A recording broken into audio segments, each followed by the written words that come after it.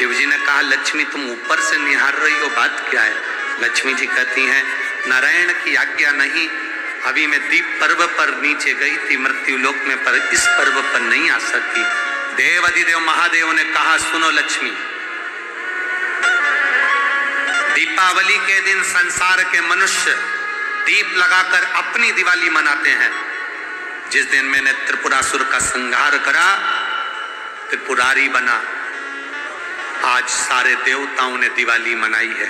सुनो लक्ष्मी, जिसके दरवाजे पर दीप प्रज्वलित हो, उसी दरवाजे के 5 दीप वृक्ष के नीचे, तालाब, बावड़ी, नदी, कुआं के स्थान पर,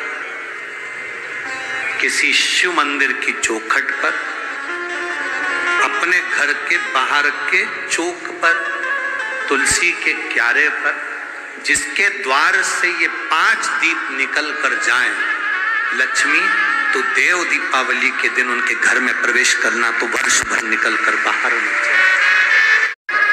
देव दीपावली का दिन हो, 7 पुष्प, कितने फूल? 7 पुष्प।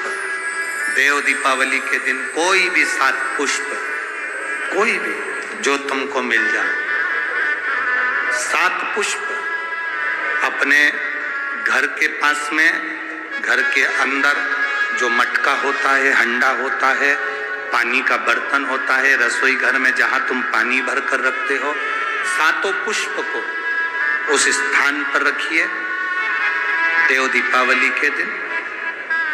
और देव दीपावली के दिन सुबह के समय पर अपने उस परिंडे की जगह पर, मटके वाली जगह पर, हंडे वाली जगह पर रखकर 7 घी के दीप रसोई घर के अंदर प्रज्वलित करिए।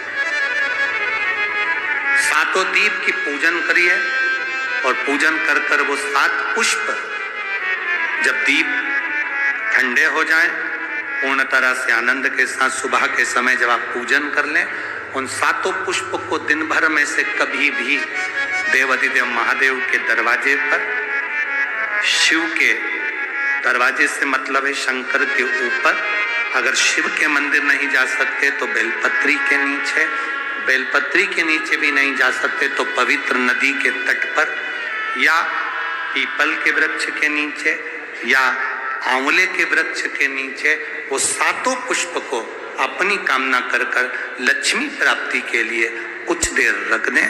रखने के बाद एक पुष्प उसमें से वापिस बाबा से कुबेर भंडारी का भंडार भरने के लिए लेकर आए, उसको अपने पास में रख कर देखना, अगले साल जब देव दीपावली आएगी तब तुम्हें याद आएगी कि बाबा ने भंडार भरा, खाली नहीं रखा। तो 7 पुष्प 7 दीप, सुख देने वाली देव दीपावली का वर्णन कल की कथा में हम स्मरण करेंगे। बहुत हाथ तंग चल रहा है और बहुत तकलीफ की जिंदगी चल रही, बहुत तकलीफ, बहुत कष्टमय जीवन चल रहा है, बहुत कष्ट।